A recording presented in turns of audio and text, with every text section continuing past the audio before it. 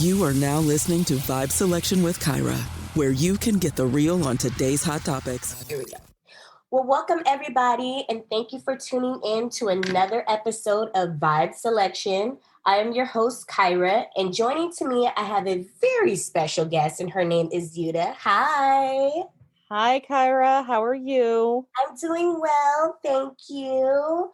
Well, on today's episode, I wanted to discuss with Jytte about her job as a post-production assistant in the film industry. And I wanted to get a little bit more insight into her journey into the film industry and how other aspiring filmmakers can get in their start in the film industry as well.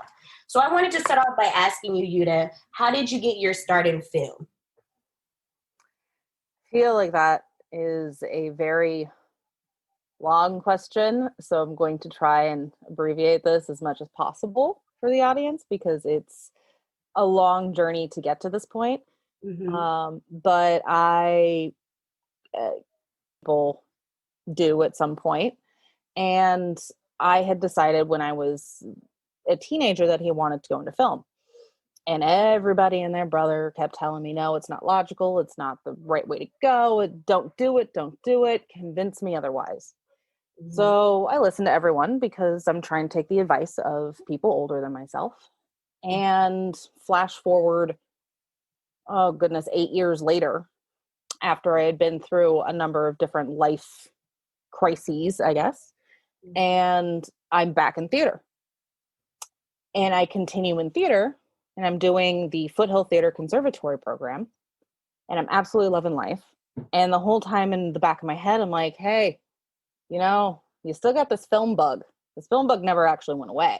Mm-hmm. I've just been hiding. And I took a audition for film class. And I got to handle cameras and I got to be in front of the camera and see the operation. And then I got to work on a fan film called Browncoat's Independence War. And I worked on that for a very long time, and I got to be crew on that. I got to act, but to be honest, the biggest thing for me was the crew part.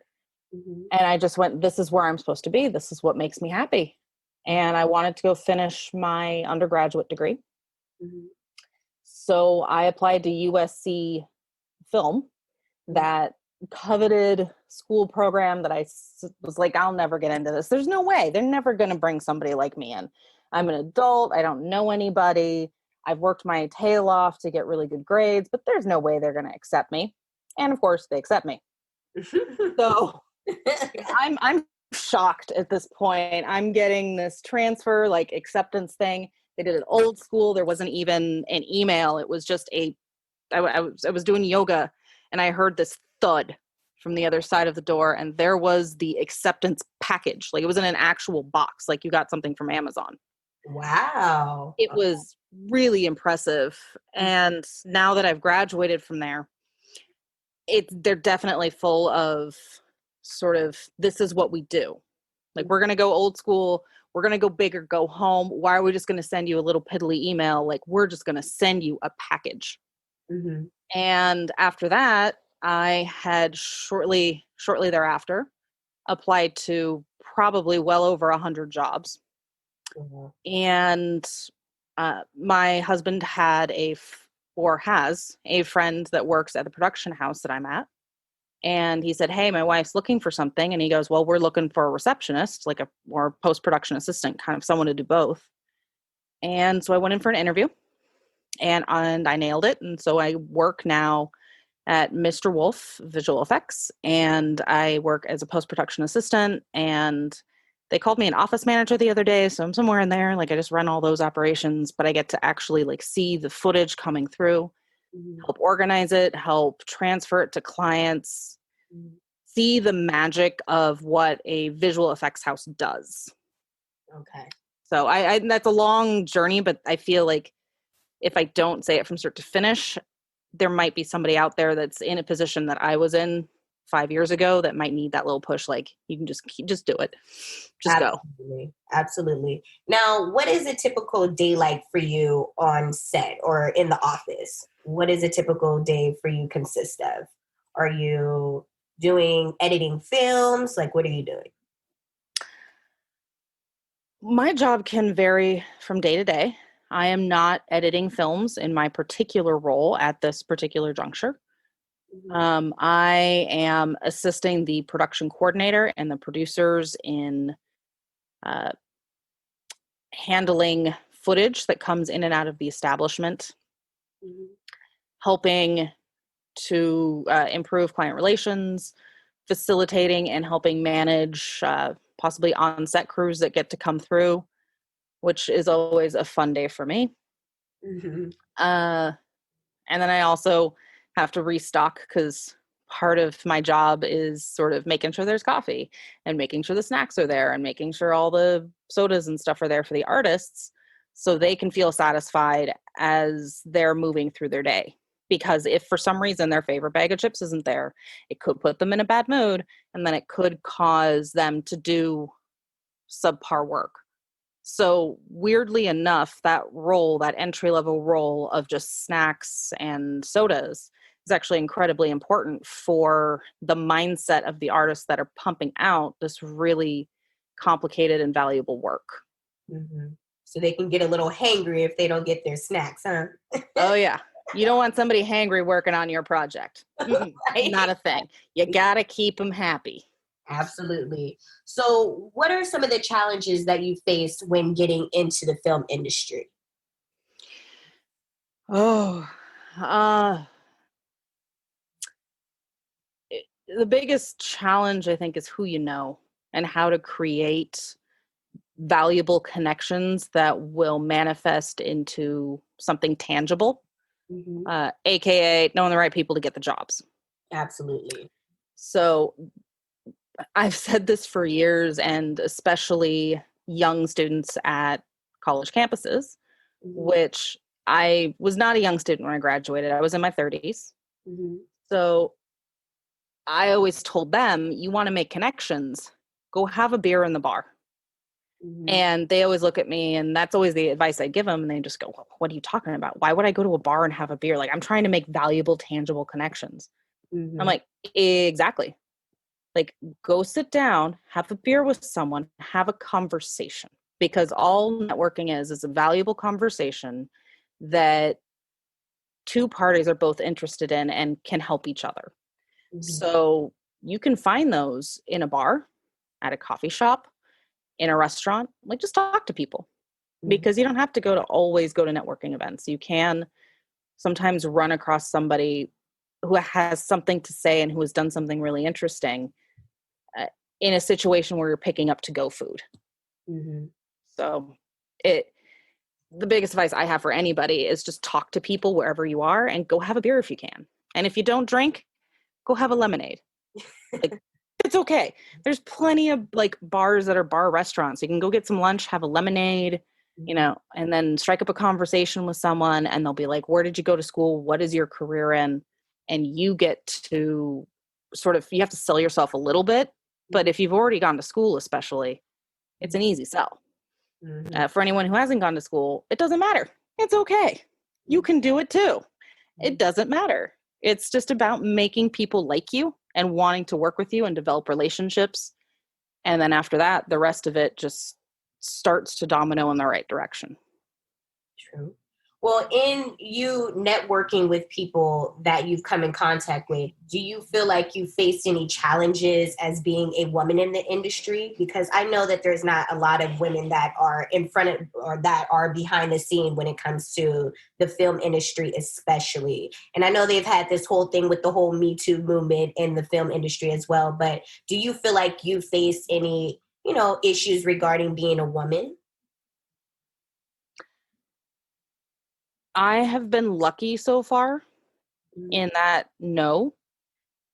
But at the same time, I am also early on in my career, so I'm sure I will run across people that will challenge me and not accept me for being a woman. But for the most part, I've had good experiences. Once in a while, you'll get the whole, like, you can't lift that. And I'm like, what do you mean I can't lift 100 C-stands? You can't do that. Well, I can try, and then I try, and I can't. So I think that's the biggest hurdle that I've run across, is just my own physical strength, that I can't do some of those things. Mm-hmm. But otherwise, no. It's been a fairly lovely experience thus far in my career. Now, in the position that you're in right now, are there a lot of other women that are within the job description that you're doing currently, or is it more male dominated? Oh, male dominated for sure. Our two main producers are female. They are just fantastic, tough women that have really worked their way to the point that they're at. And they handle so much. It's amazing to watch them. Mm-hmm. And then there's only one female VFX artist. Mm-hmm. So not including our accountant, who is also a woman, but that's about it. It's a male dominated industry. I was speaking with one of the male artists, and he had asked a few months back if I was interested in becoming a visual effects artist. I said, no, I don't think this is necessarily for me, but I see it's incredibly valuable, and it's a wonderful profession. It's just not for me. And he goes, that's a shame, because we need more women in the visual effects world. It's like, we don't have enough. We have a ton of men, but not enough women coming in and sort of balancing the whole system out. And he's like, I just don't know why that is. And I honestly am not 100% sure either, because there's no reason that a woman can't do exactly what these men are doing. Mm-hmm. Absolutely. So why do you think there is the biasness in women in the film industry? Do you think it's because it's like you said, they see women as being dainty and docile and aren't able to handle the same amount of workload as men are? And because society has kind of placed that stigma about women not being able to do a man's job, even though, filming something doesn't require a man's strength in order to do so. Do you feel like, what do you feel like is the reason of why there's not as many women in this particular position that you're in? I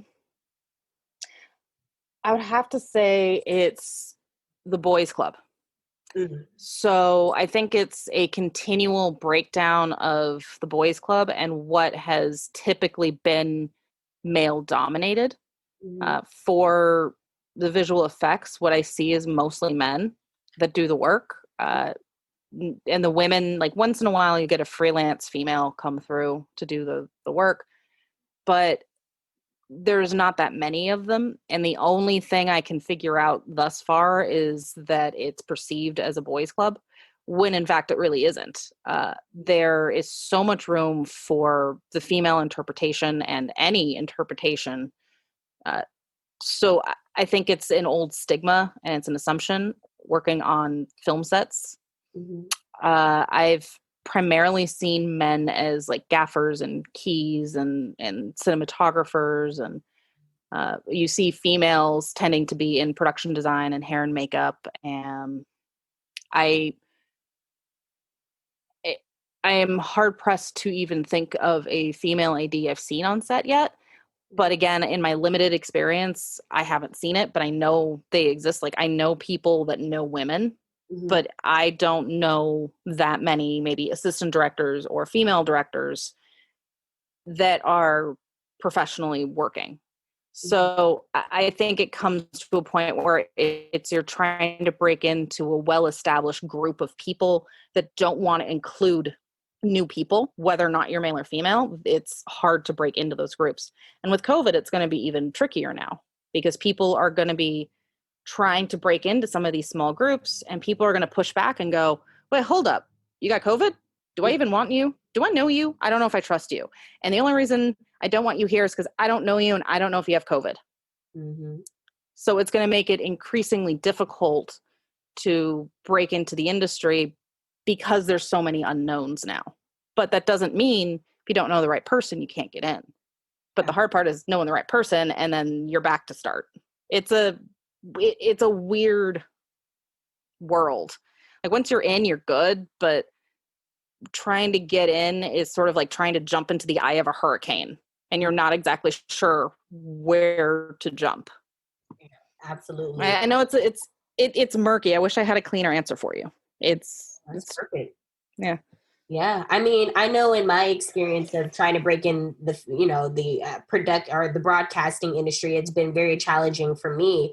So challenging that I had to create my own lane in it in order to be able to get my foot through the door. So I totally understand where you're coming from in the terms of you have to sometimes create your own path, or it's just you kind of have to wait it out and just keep trying and hoping that someone kind of lets you in through the door. Yeah. So definitely. So I want to go into what's something that you're working on right now and what is your ultimate goal in the film industry? Well, I am currently sort of percolating on a short film that I want to put together that I am trying to flesh out right now. It's sort of in the early stages. I can see some of the shots, but I'm trying to put the story together, and I'm trying to figure out how do I do it. And I'm thinking about using actors and trying to figure out how do I tell a story with just the environment around me. The other thing I'm working on is kind of getting back into production and starting to figure out how to get back in. And thankfully, I have someone to give me advice, and that can, well, possibly help me, but at least can advise me on certain skill sets I need, things I need to be studying, things I need to be doing. And the first step for me is just to get back on set.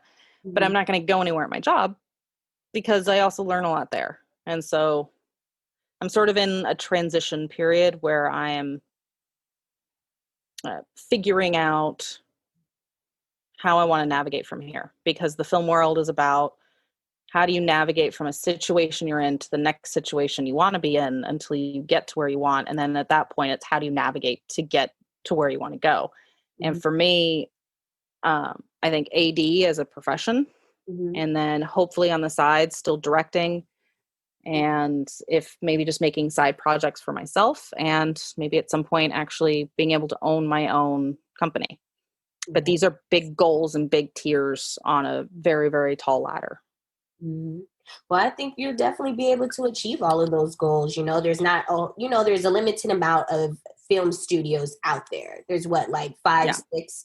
And so I think that would be great if you're able to branch out and kind of create your own studio where you're able to create the content that you're passionate about working on, and hiring other people to be able to fill those positions that have the same drive and tenacity that you do. So definitely keep up the good work. And, also that brings me into the next question of what advice would you give someone that's working on breaking into the film industry?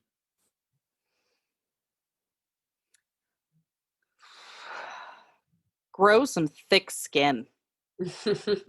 Definitely. It's not an easy thing to jump into. And also being aware that you might say, okay, I want to go be a makeup person. And then you go and you get into makeup, hair and makeup, and you start working and you're like, I actually don't like this. Like, what I really like is weirdly making food. So I actually think I might want to work more in the crafty section, and being willing to let yourself have what you actually like. Because there are so many different jobs out there that it's to find where you want to be early on so you can start building a bit of a resume and a track record. So when you're searching for exactly what you want, because people are going to ask you left, right, and center, and sometimes you're like, I just want to be a part of the film world, or I just want to be a part of television world. But as you work, you're going to get more and more specific and narrowing down what you want, and the quicker you can do that, the better. But don't beat yourself up if you don't know in the first 6 months. Be kind to yourself, but you're also going to have some thick skin, because you're going to get yelled at. You're going to get told you're doing something wrong, and it's going to happen a lot in the beginning. And cherish those moments you're successful, but understand you're going for a bigger goal. And be kind to yourself and keep focused and keep trying. And it's hard. You're going to get beat up. So thick skin is key here. Definitely, absolutely. Well, wonderful. Well, I want to thank my special guest, Jytte, for joining me this evening. And for everybody else, if you'd like to support the Vibe Selection podcast, you can do so at www.patreon.com/vibeselection. Or if you'd like to purchase any Vibe Selection merchandise, you can do so at our online store at www.teespring.com/vibeselection. Thank you, everybody, for tuning in, and join me for next week's episode. Thank you for joining Vibe Selection with Kyra. Come vibe out with us again next time and hear the latest on today's hot topics. Find us on Instagram at I am Kyra Mahoney or donate at www.patreon.com/vibeselection.